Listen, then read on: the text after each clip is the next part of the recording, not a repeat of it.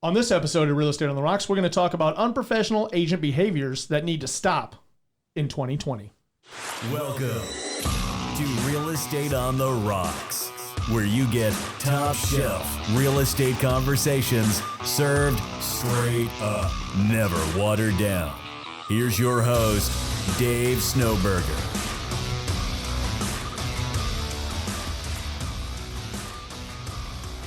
Boom, shakalaka. Happy Wednesday to you. Wacky Wednesday over here at the Real Estate on the Rocks podcast studio. We've got in the studio today, Marshall Tucker. Hello, everybody. And James, the new guy, the butcher. What's going on? The new guy. He's back to being the new guy. He's done some stuff this week that reverted him all the way back to peg one, square one. Dang. The new guy. Just kidding. The butcher. Hey, we're getting people moving. I know. In January. I know. Everybody seems to be killing swoop. it, killing it. The new podcast schedule is working out Wednesday. So welcome back. It's Wednesday. Let's get into this right quick.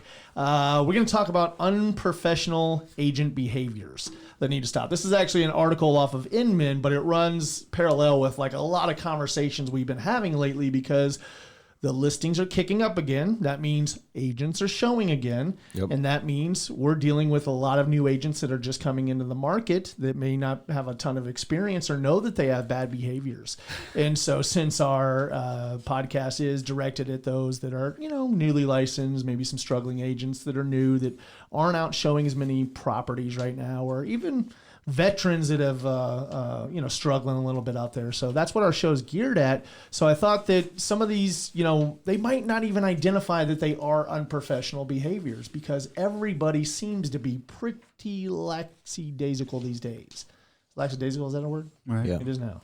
So everybody thinks they work for themselves and have no one to answer to. So I guess no one tells them they're being rude. Right. I mean, so some of these things I was just kind of like, yes. When we were reading them through the article off Inman, we were reading them and like, yes. And then we added to them, like we always do. And that's going to make for some good content on the show.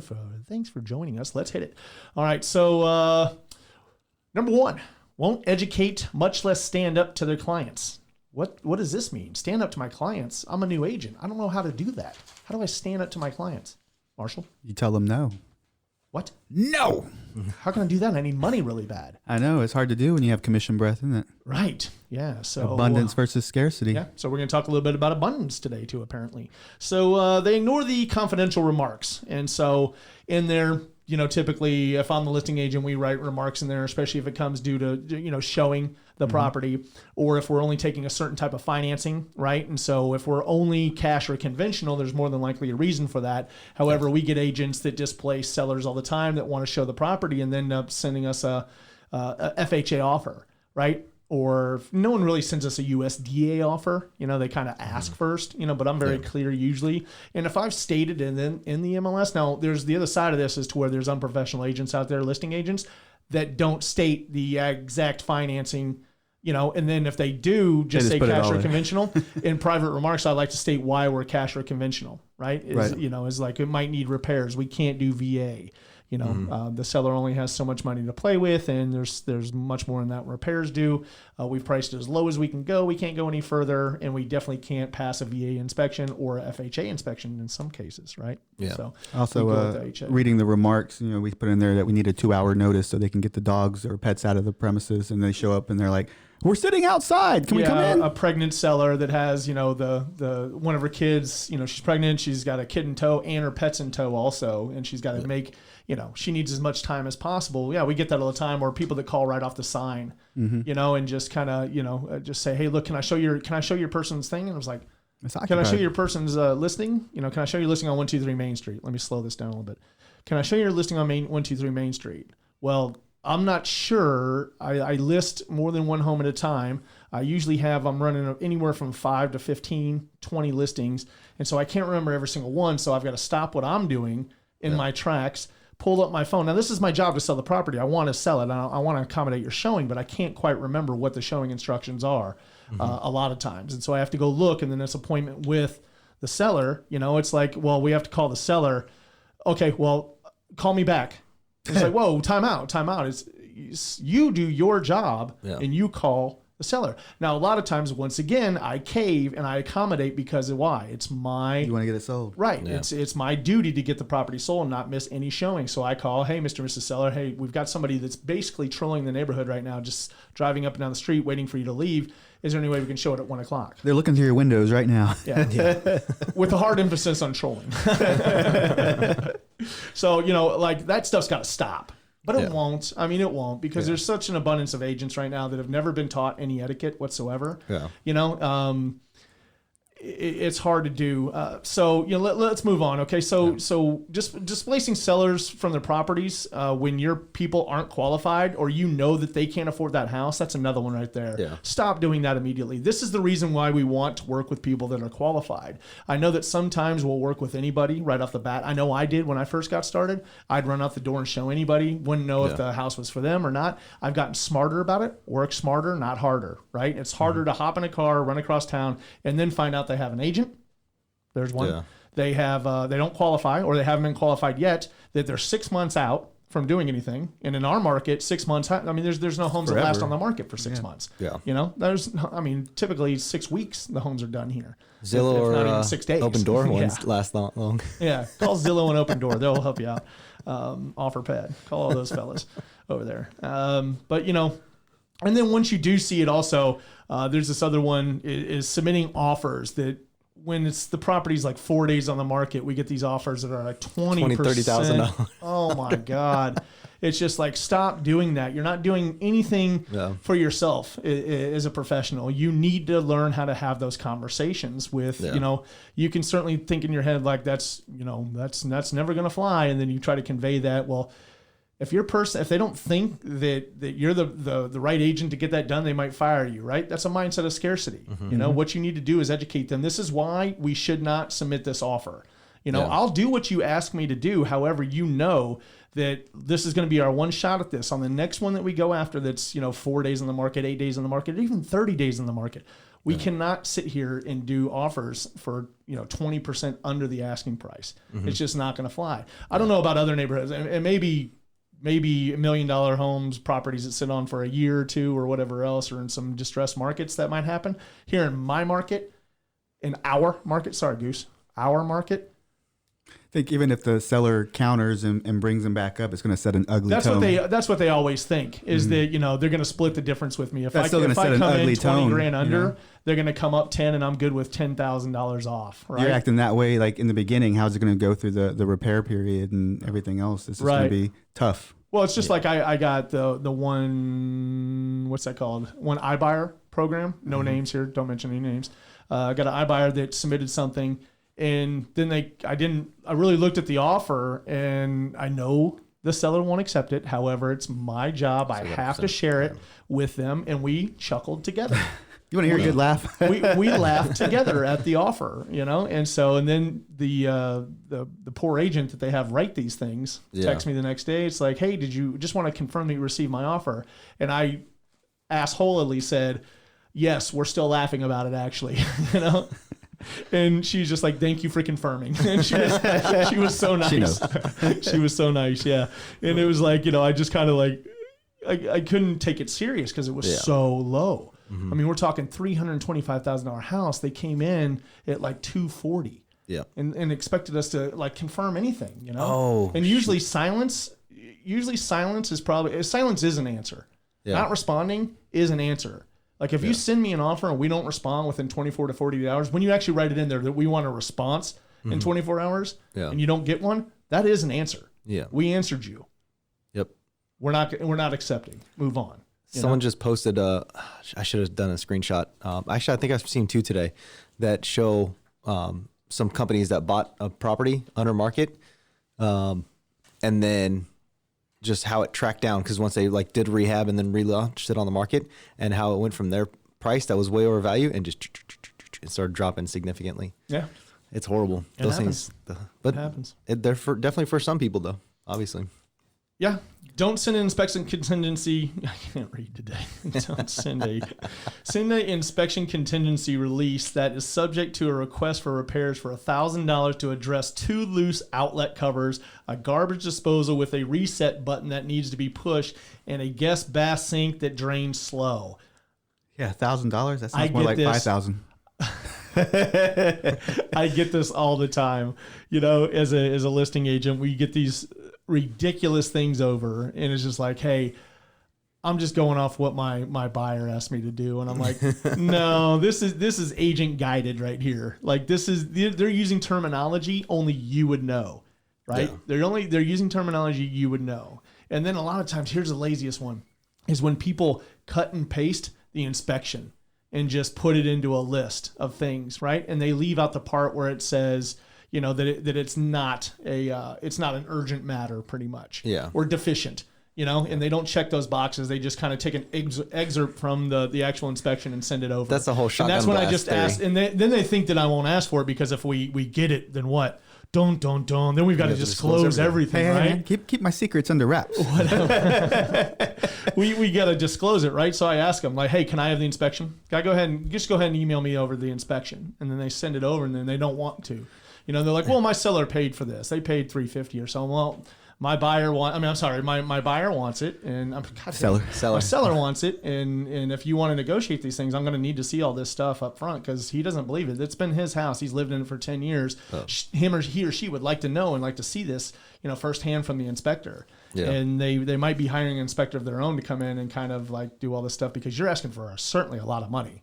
Yeah. You know, I mean, you know that $5,000 is a lot of money to somebody, and especially when they're selling their home that they lived in for 20 years, $5,000 is huge for them to give up, right? Yeah. I mean, they're already 7% deep into closing cost. You know, now you want to tack on $5,000, there's 7% closing costs. And so I just try to like articulate why I need to see it, and we get it, right? And typically I'll read through it, and it's nothing. And it's a bunch of, if I'm going against an agent, I always say I'm going like it's a competition. However, if I'm going against an agent that's like new, you know, that inspection, how inspectors write them these days, look really scary. Red. There's a lot of red or a lot of blue and bold, you know, and just kind of like, it's just scary. And then it's like the code issues. This is not up in code. It's like, it's a 40-year-old house. Of course it's not in code. And it doesn't need to be in code. You got to set that stage in the beginning and be like, look, there's going to be code issues that come back, and we don't ask for code issues. We ask for health and safety and things unseen. Yeah, and I always preface, and I've talked about this in previous shows. It's been probably over a year now, but you know, it's like I talk about only red flag items. You know, only items that I want to hear about, and I say when they go through the inspection period and like, hey, we just got the inspection back. I'm like, oh, cool. Let me tell you real quick. This seller is not interested in anything cosmetic. They only care about health and safety, you know, concerns for the family. So anything red ticket, red flag, send them over to us right away, and we'll address those and see what's up. You know, and I wouldn't ask for money either because my guy's pretty handy around. Anything a professional needs to do, we can call one of those out too, you know, and get that done. And so I try to set the stage and play some mind games with them up front that like when they go back to their buyers, they're like, they don't want to hear it. Sounds pretty tough. They don't want to hear it. This guy knows what he's doing over there. And you know, that's the way I want to do it. I want to control the conversation going into this. And this is part of negotiating, you know, and this is why people hire me and pay me, you know, 6%, well, the 3% that goes to me to sell their $500,000 home, to sell their $700,000 home. Yeah. This is why they're going to pay me $21,000 to keep as much money in their pocket as possible when this buyer comes in and wants cracked light switches fixed for $1,000. You know, and so I mean, I see Marshall write amendments all the time. Or they start thinking they're at the builders and they want a fence, they want a fridge, they want, you know, everything, blinds. That seems to be another thing too. Like I had a seller that we had a buyer come in. He was an agent, right? And he was an agent from a different market, so he didn't really, you know, I mean, know anybody, whatever else. And I guess it doesn't matter. But he just approached me and he's like, yeah, he wrote an amendment where he wants their gas grill. He wants their projector. He wants the projector screen. He wants the speakers that are not even mounted. You know, he just wants those left behind. He wants the receiver that controls the whole projection scene. Like all these things. So he wants, like, retail-wise, you're looking at $15,000 worth of stuff, and he just wants it tossed in, and he puts a little dollar on there that for the additional cost of $1, he gets this. And I'm like, how unprofessional. I presented it to the seller, and he's just like, what is this? Like, tell this guy to take shopping list. Yeah. Hey, he's like he came shopping in my house at the open house. Like you said, this is the guy that came to the open house, right? And I was like, yeah. And he's like, he went around shopping, you know, because he was only there for, you know, 20 minutes for the open house, and then he bailed, and he seriously took down an inventory list of everything in this seller's house. And I thought it was completely unprofessional, especially as an agent, to ask for all those things. To educate But your you have to clients. go for no, right? You have to, Yeah. I mean, you just ask, ask until people say no. Well, we said no right up front, and it was like, no, take the house as is, and you're not coming off the price either. So you want a $10,000 reduction on price too. That's not going to happen either. And so we got the deal done at full price, and he got nothing. The gas grill his daughter had given him, for Father's Day. So he wasn't going to give that up. Projector he still needs. New house. He left on the projector mount. Put a little sticky note of the That's model of the considered projector. chattel, so that had to stay actually, right? So Number moving 2. on. Blue, what's up, Marsh? Believe showing a house entitles them to setting appointments but arriving an hour late, or even worse, not showing at all. And what I hate is when I pull up on time for my appointment and I'm waiting on my client to get there and they may be a minute behind and another agent pulls up and runs in the door. I know I have an appointment at this time. I know that we weren't double booked, and she even said as she got out of the car, "Oh, hi, I'm running late," as she was running for the door. I was like, "Well, what are you doing? Where are you going?" Yeah. I have this spot right now. Yeah. So typically, I'll extend some professional courtesy and say, hey, look, go ahead and do your showing real quick. However, we are waiting outside. And if it takes too long, I will knock on the door and ask them to leave. Oh, yeah. And so I think... I think they saw us coming yesterday. We were heading up to the door and she came flying out. Yeah. We're done. The other one is camping. I've yeah. done that too, is that we show up to the listing and the people are out front talking and... Try to wait us out so we leave. Yeah. and I just don't get it. And I've actually had that happen when I was selling my own home, was I would pull into my neighbor's driveway and I just back right out of my driveway, right into their driveway. And I'd sit there and I'd just watch what was going on in my truck. And just one time, it was like 45 minutes later, they're still out front talking. And finally, I just text the agent. I was like, hey, see the white truck across the street? That's me. I was like, I've been waiting to get back into my own house for quite some time now, and he's like, dude, I'm so sorry. He's like, they just keep kind of talking. And I was like, he said other things. I think he said flapping their gums. But at least they weren't inside. I've had a couple showings where I go in and the family, they were there first. It's like, what are they doing? The inspection? They were talking and talking About and other talking. I homes. was like, I have got to show. Like we have other properties to see. Yeah, to stay on schedule. So be professional. Keep these things in mind that, you're usually 15, 20 minute showings. Boom, you're in and out. Yeah. You take care of everything. What else makes them entitled? Making themselves at home. I guess plopping down on the couch or, going through stuff they're not supposed to. Yeah. I mean, you can open a drawer to see if it's a soft close, but don't be digging through it, right? Yeah. Don't. Buyers get super one thing I nosy don't about get, stuff. One thing I don't get when I do work with buyers here and there is when they open people's fridges. Like, why are you opening their fridge? Because I'm going to ask for it.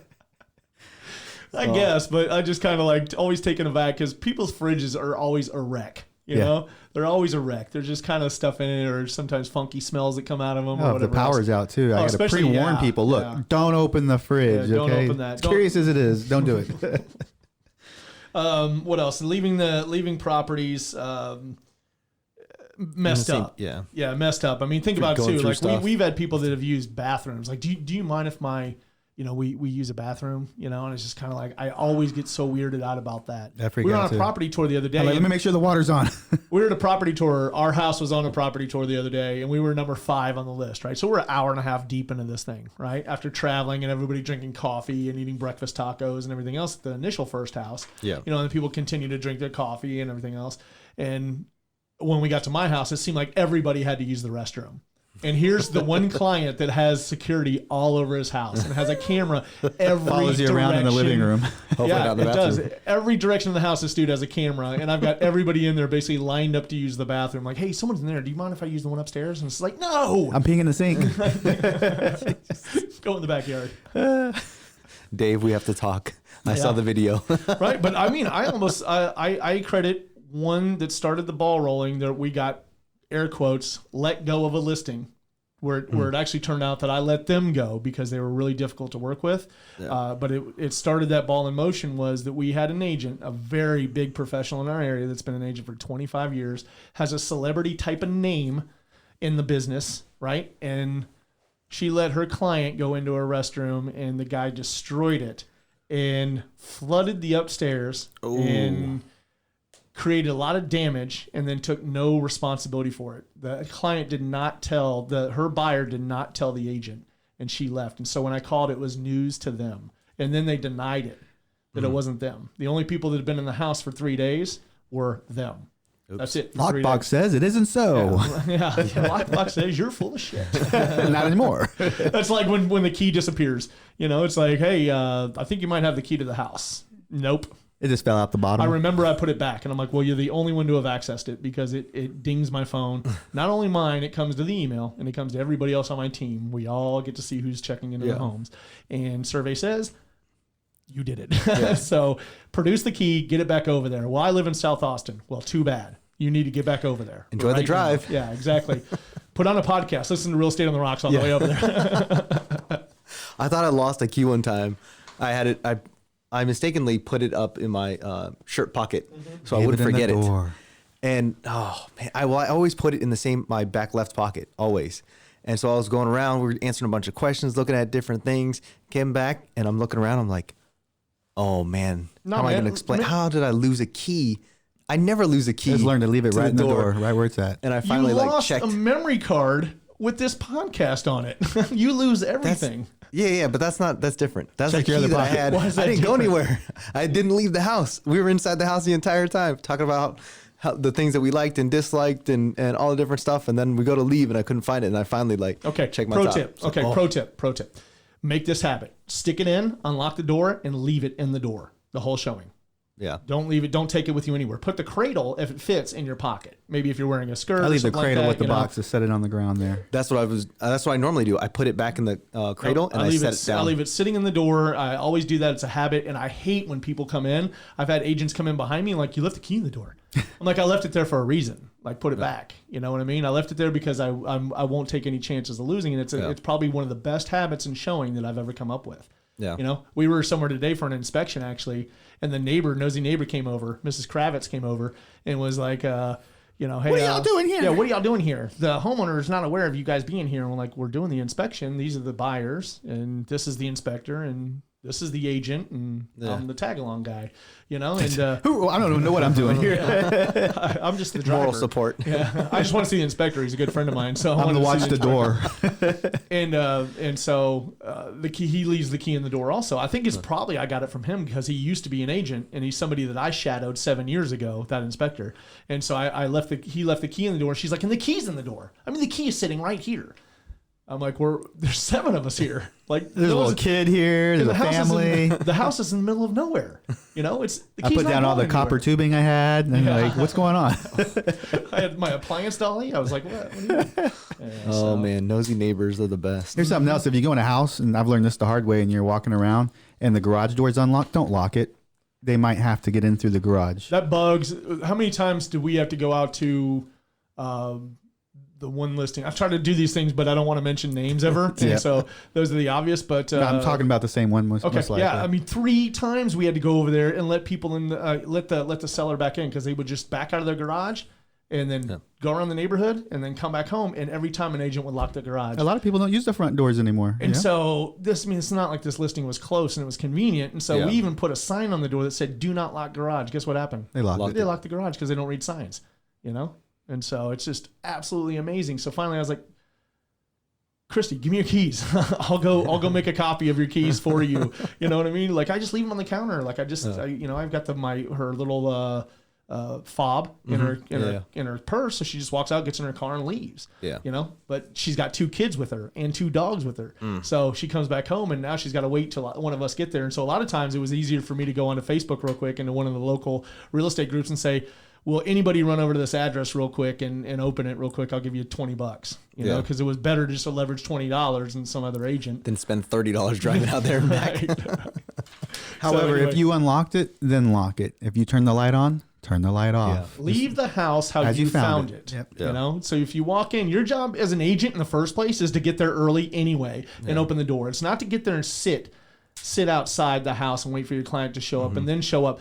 You're also your responsibility is not your responsibility. What you should do, what's good etiquette, is that when you open the door and let your clients walk in first. Yep. Let them see the home for the first time through their eyes and not staring at your back. And then be quiet. Yeah. There's another one right there. Walk into the house. It smells like dog in here. Yeah, and you start projecting your personal opinions. That's not very professional. Yeah, that's not very professional. Let the buyers form their own opinions. you know? And so this can go sideways real quick if I keep going. So Moving on. Yeah. Giving the house keys to the clients 2 days before you close, and then they move in. What about letting them move in 7 days prior to us closing? Is that acceptable? That doesn't sound acceptable. Is that acceptable to let them, quote, air quotes once again, move a couple things into the garage and then showing up and it's like a whole storage facility, their whole house is booked up, and then they took the seller's belongings and threw them in the trash, had them hauled off? No, that's terrible. That's not... I have gotten permission before to move stuff into the garage early, which has worked out great, so clients don't have to move twice, but not so they can have the whole run of the house. Right. I would trust an agent by their word that wouldn't happen. And when I called that agent to say, hey, look, here's some pictures, because he texted me, he's like, what are all these pictures? I was like, that doesn't look familiar. That's the house we're closing on in 7 days. It's completely moved into. You know, where are my clients' beds? Where are my clients' bikes? Where are their this? Where are their that? Let me call you back. Calls me back. He's like, all that stuff got hauled off to the junk. Wow. They tossed it. I couldn't believe it. And he's like, yeah, you said that mattress wasn't in good shape. And I'm like, oh my God, have you seen your clients' mattresses? Because we had pictures of their mattresses. Wow. Yeah, it was pretty bad stuff, man. But we negotiated through. They had we whacked them with a little fine. We charged them money. Slapped their hand. Yeah, we charged them money to move in. You know, and so we whacked them with a couple $1,000 and a huge apology. So at least they had to give us a huge apology, right? Yeah. So. Sometimes you got to put it on them. Yes, sir. All right. So what's that number 3 up there, Marsh? It says casual with security. That's what we were going over as not locking the doors. All right. Yeah. So hand over the keys 2 days early, all that good stuff. Stop by. Oh, and when you're going up to the house or going up to the door, don't just stomp all over the grass and just make your own path. Never walk the pathway. Never walk through a seller's yard. Right. Mrs. Kravitz is sitting out of her window watching you. She didn't pull those weeds for you, boy. Neighbors are watching you. Yeah. You know, neighbors are watching you trample through someone's yard. People typically have a lot of pride in their yards, and they care. Like my dad's got on the post office man's ass before I've seen. You know, I mean, people that come through my yard, you know, like the kids that go trick or treating, like they just stomp through our yard with the decorations out there and tripping over things. It's like, man, there's a sidewalk there. Parents not teach you anything. You stay off people's yards. That sounds such an old man statement. Like, hey, get off my yard. But you know, it is what it is. It's a military thing. All right, let's get through this. Let's keep it going. Don't stop. Treat contractual deadlines as suggestions. Yeah, I think these days with once again everybody's lackadaisical approach to real estate, contracts aren't treated like contracts. It's like everything's merely a suggestion. You know. Yeah. I mean, 72 hours to get over option money. If you don't have you've seen me do it. Yep. I think both of you have. When they don't get it over in 72 hours, they don't have an option. Oh, we're just going to terminate. You don't have an option to terminate. Yep. You know? So there's one guy you were feeling very out. charitable with, and who you let have an option. Like, that's not how this works. Yeah.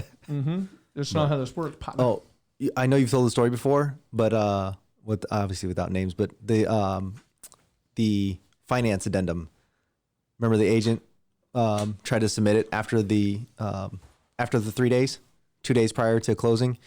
And no, she tried to extend it. They missed on that. They tried to. They tried to basically. She was wanting her Earnest money back. Yeah, and then like, oh, okay, well, we're not going to end the contract, but we need an extension. And giving them the extension would give them the right to terminate the contract. So we didn't do that, and obviously the jig was up. Yeah. Right. Then their broker hit me with this big letter, and I hit back really hard and saying like the contract. I mean, I would love to publish that letter, and I'll take all the names out of it. It'd say like, hey, a contract is a contract. You as a broker should know this, that this is not a suggestion that these dates take place. You know, that these things happen within the dates described on the contract. And there were just like crickets, and then all of a sudden they just bowed out. They were like, yep. I guess keep our. And you never want to keep. I don't want to keep anybody's earnest money. Yeah. I want to close the property. Yeah, that's what we ended up reducing down to where they were supposed to be for us, and then we closed. Right. No, this was a different one where they wanted us to discount, and then they came at us with X amount of dollars cash. Remember? Yeah. They wanted us. Okay, well, we can do it, but just drop it $20,000, and we'll give you cash. And I was like, no. I was thinking about the other one that she missed a date, and she was going to back out the same way, and then ended up having to reduce a bunch of money. Yeah. No, I think at this this point, negotiation back and forth. And some of these things are getting a little bit too personal, so I want to just kind of move on. Let's move on. There's no names or anything. It's just kind of like watch the contract. Me, I'll say names. treat the deadlines like they should be. It's a contractual agreement. It needs to be adhered to. One of the biggest things in there is 72 hours. You need to have option money in the seller's hand. That doesn't mean dropping it off at a title company. Well, at least here in Texas, it doesn't mean dropping it off at a title company, and it doesn't mean dropping it off at the front desk of the real estate company. It means either handing it to the agent that represents that property and signs for it, or the actual seller. If you can't get a hold of the agent, you better find the seller and get that check into his hand, or there is no option period. You might have gotten away with it this time around or 10 times or whatever else, but you will run across somebody that won't honor that option period. And when you don't have an option period to terminate, guess who looks like a chump in front of your buyers? You do, as the agent, so you definitely don't want that. Go ahead. When your earnest money deposit check bounces and the agent is unconcerned about it. Have you ever had that happen? No, I haven't. I haven't either. So I can't really speak to that, but yeah, don't be bouncing checks. Don't be bouncing checks. But Not a good look for a whole transaction. If that first check goes boop, it bounces off. Oh, I like how the agent is unconcerned. I work with so many agents that are just unconcerned on anything. They live in la la land of this whole like abundance phase of just kind of like, oh, okay, I don't know. it'll all work out. Did you call my buyer yet and ask them why it bounced? What? Someone would ask that. Why? We're good, right? The buyer's agent has to be prodded repeatedly and threatened with a notice to perform to get the buyer's release of inspection, appraisal, loan contingencies the same week as the deadline. Also, the buyer balks at making more than the token earnest money. That's one thing I hate. Also, earnest money these days should be the earnest money is not in Texas doesn't have to be a part of a contract, right? It just makes it a little bit more real. Yeah. Right. We've adjusted things before when we've been in multiple offers. Mm-hmm. I haven't touched the price before because we're not going to overpay for the property, but I've adjusted earnest monies to be something real, right? Yeah. $20,000, $25,000 earnest money in a $500 option. Yeah. You know, we want to show that we're serious, right? We're serious. We'll get some skin in the game. Yeah. And if we don't perform to everything. That makes a big difference compared to most offers. I've won things like that instead of just going up in price $5,000 to $7,000, which we're all taught to do, right? Yeah. I mean, that's what some of the experts say is that the price is going to get it. Not every time. It could be a lot of times in the terms of the contract. Yeah. If I can guarantee you we can close in 14 days and I've got a $50,000 or $100,000 earnest money on here, you know, and I've got a $500 option. You know, I mean, it's all coming back because we want the property. Yeah. You know, as long as everything checks out in 14 days, we'll take it. Give me a 14-day option with $100,000 earnest money, you know, and whatever else. Let's move forward from there. Yeah. And some people are like, oh, I don't know. I think we can do better. I think we can probably pull 7,000 more out of this. Yeah. It's like, do you want to risk it? No. You know, or do you want to go for it right now? Not if somebody's dropping 100,000 on it. Yeah. So, you know, earnest money, you know. Anyway, so view open houses as opportunities to catnap. Ever walked into an open house and found the agent there sleeping? Never.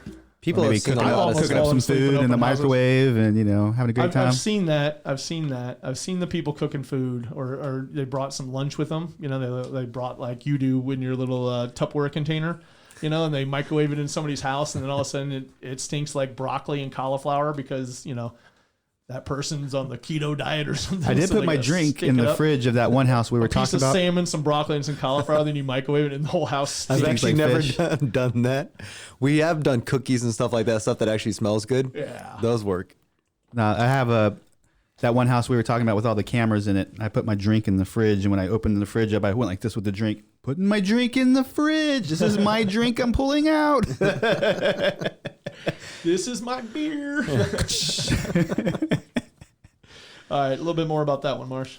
Oh, viewing open houses is an opportunity to do whatever you want in there. So, I mean, you still got to respect the house. You got people coming through. Make sure they're signing in, not only for your benefit of capturing, you know, leads, but you also want to make sure you know who's coming through the house for the seller. So yeah, if you're not, you need to advice here on open houses is to capture more potential leads. Is just ask them up front. You know, I mean, but when they come in. Hand them your iPad if you're going that route. If you're using like Easy Agent Pro or whatever it's called. What's it called? Open House Pro. Open House Pro. If you're using Open House Pro and you're going to hand them an iPad, don't shake their hand like I've always said. You know, just hand them something and say, hey, sign in for me real quick. The sellers have requested everybody coming into their house signs in. Well, I don't want any spam. Well, I'm a real estate agent. I don't have time to spam you, or I don't have the know-how to spam you. I don't know what that means, you know? And usually I'm pretty stern with people. Like I get pretty pissed when people say it to me, you know? And I think I say it with enough tact to not kill the situation, but it's like, I don't know how to spam you, you know? I've had it said to me 100 times, you know, like, I don't want your junk emails. Like, wait a minute. Like, do realtors send you junk emails all the time? Like, that's new to me. You know, if I was to contact you, it'd be something. Are you working with an agent? And I just change the subject, right? And so, but like, hand them something. Hand them, if you're using the iPad way, do it with the iPad. If not, hand them a pen. Don't shake their hand.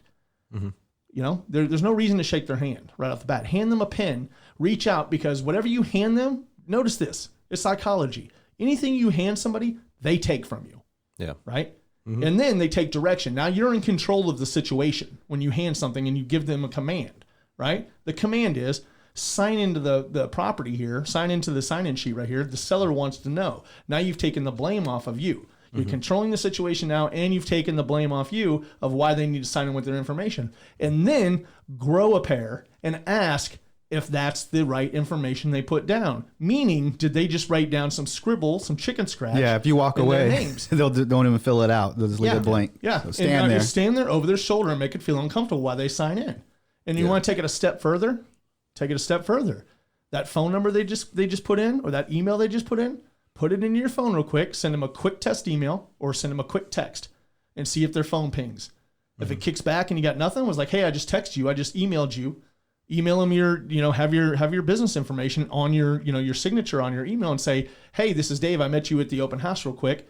Boom, and send it out. Yep. It takes you 2 seconds while they're walking around the house. By the time they circle back to you in the kitchen, wherever they signed in, you can see if they gave you the right information or not.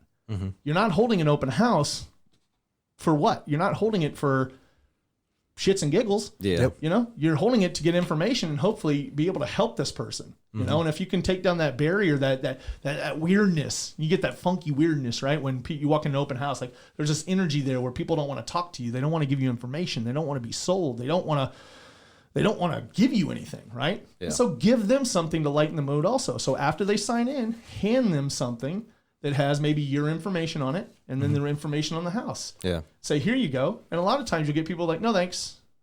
I've got it on my phone right here. And tell them the reason why they should take your stuff. Yeah. And then before they leave, if they didn't take it, when they leave, hand it to them again. And let them actually sign in before you start hitting them up with all kinds of questions, because I found that when you start asking them questions while they're signing in, they stop signing in. Okay. My take on that is you don't ask them any questions at all. Right. You know, maybe like, are you guys, which house is yours to sell in the neighborhood? Boom. Is probably the best question to ask. Yeah. But nobody will ever ask that question.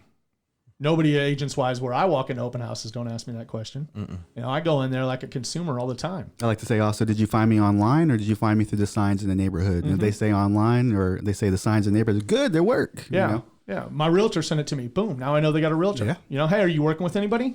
Ask yes, I am. Great questions. Yeah. Yes, we are. Oh, great. Who is it? Maybe I know them. You know, it's like, oh, well, yeah. Now they're on the spot again, and they've got to answer you, and they're like, they bumble. If they bumble, they don't have a realtor. They just told you yes because you asked, you know, to get out of the situation of talking to you, which is okay. It's human nature for some reason not to want to answer questions right there. Yeah. But then you get people to come in, and they just like, bleh. I mean, everything. Yeah, it's like, man, I wish this person would shut up. I've got other people here coming in. Yeah, there's like 4 other couples here that I want to talk to, you know, and just like, they're just giving it all to me, you know. It's like, oh, my God.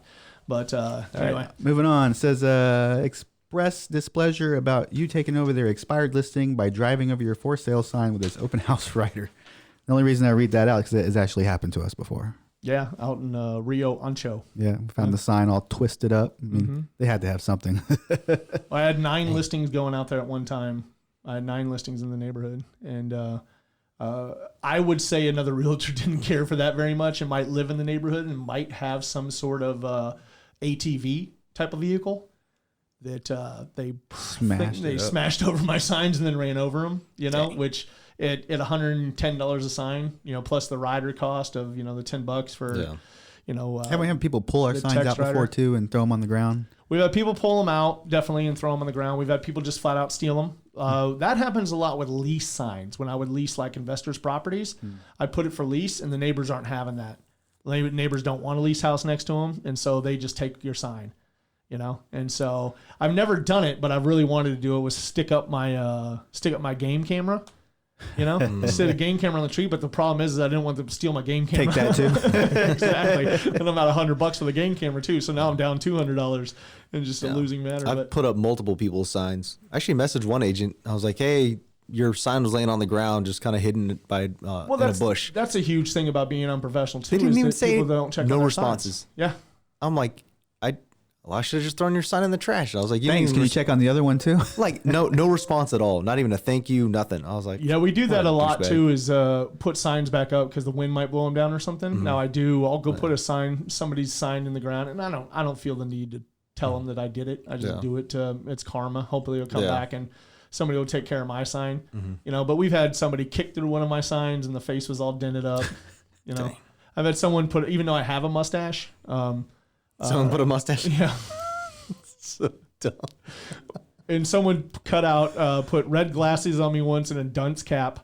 And that was my dad. That was your dad.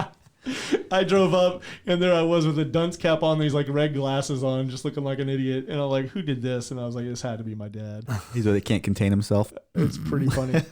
Yeah. One thing I've done is like Snapchat with people's signs and their faces and like put goofy things on their face. So like, love your new sign, and send it to them. It's pretty fun. Yeah. But all right, what else we got for today? Take advantage of other agents by using other agents' photos and copy without their permission.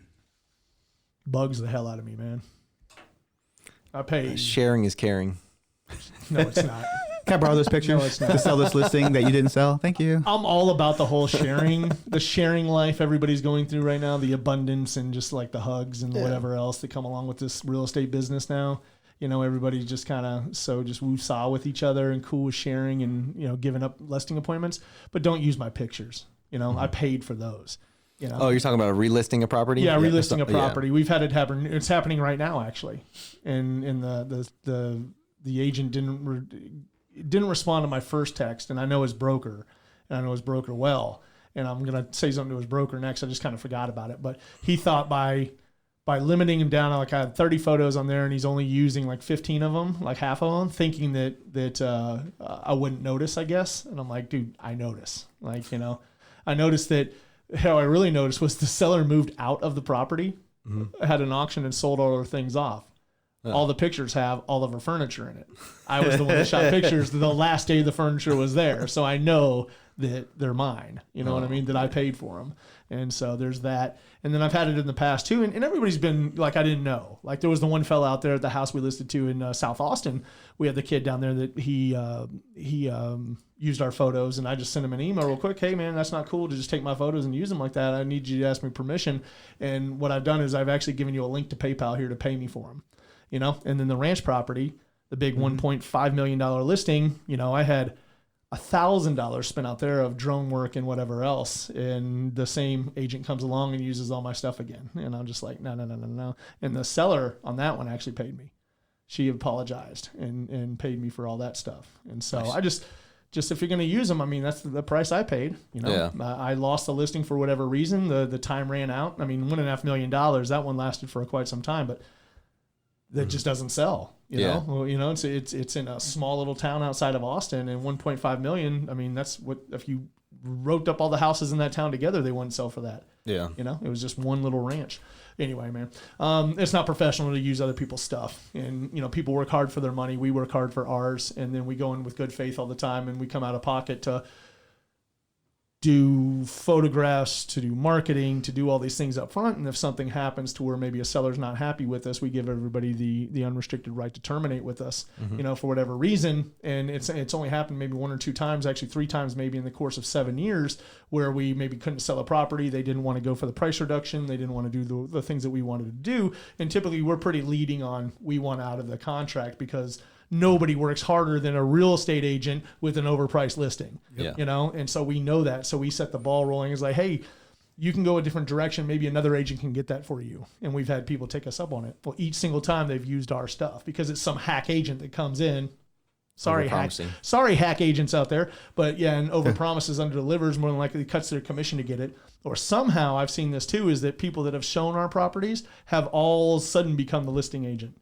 Yep. Yeah, and that one kind of like you always wonder there, if there were questions asked or statements said to the certain seller, or the seller might have asked questions. Who poached who? Yeah, and did we just get poached?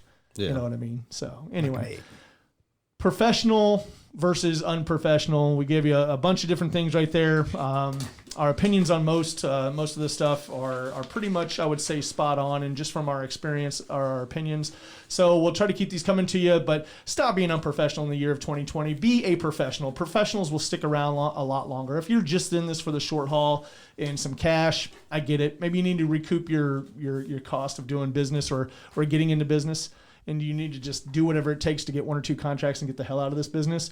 If that's your thing, I'm sorry. However, if you're a long-term agent, remember, take into account there's more than just you. There's more than just your buyer or your seller in this transaction. Be professional. Always try to come from contribution. Realize that more than likely you'll need a win-win, and everybody needs to feel like they get a win through the whole transaction. You were never going to beat anybody up in a negotiation and just dominate somebody. Relax with all that stuff. Yeah. I mean, I like to think that we win at negotiations. I'm very competitive. And when I say that, when we win, I believe everybody's winning. And I really mean that, and I tell that to people right off the bat. It's a win-win or no deal. We've got to get through this. A win doesn't mean splitting half the cost of, your $1,000 amendment. Yeah. So also I would recommend reading a book out there called Never Split the Difference. That's a good one. Never Split the Difference is fantastic. And so it will help you out in the negotiation. If you lack the skills at negotiating, this one will help you out a bunch. So cool. Anything else today, fellas? Wrap it up just with good communication. Make sure you communicate in a timely fashion. Yeah. You have to communicate. Mm-hmm. And so, I've got a seller right now. I was supposed to meet with him today, darn it. That he just appreciates he's got nothing going on. He's waiting for the tenant to leave. Doesn't have doesn't have communications with the tenant. And so I update him every with a text. Every time I get something, I let him know, and he appreciates it because he's just sitting in Ohio, just kind of like, when's this person going to get out of my house? I want my house back. I want to sell it. I want my cash out of it. It's been 25 years since I bought it. I've leased it out for 25 years. He's never been inside the house. He just wants his money. He wants out so he can go invest it somewhere else because he's made a killing. Yeah. He bought a house in Austin, Texas 25 years ago. That's insane. Yeah. Isn't that fantastic? And so just good communication there. So always be that professional, man. Dress the part, look the part, act the part. Be the part. There you go. Oh, head you owe bump. me a coat. Belly bump. Remember, Marshall Tucker's referral network is up and running. Please do a search and find me on Facebook if you haven't already joined it. I want you on it. Yeah, and don't forget to smash that 5-star button and share us out there. We're going to have some great guests coming up. We've got Dustin Brome coming up next week on the 29th. We'll be releasing that episode. Dustin is on Massive Agent Podcast. He's a podcast that I've listened to for over a year now. The guy's got great information. He's pretty huge in the podcast community, and he's been a good inspiration for a lot of other podcasters out there that were getting started about a year ago. And so the guy's doing big things. He'll be on the podcast next week, so do not forget to turn in there.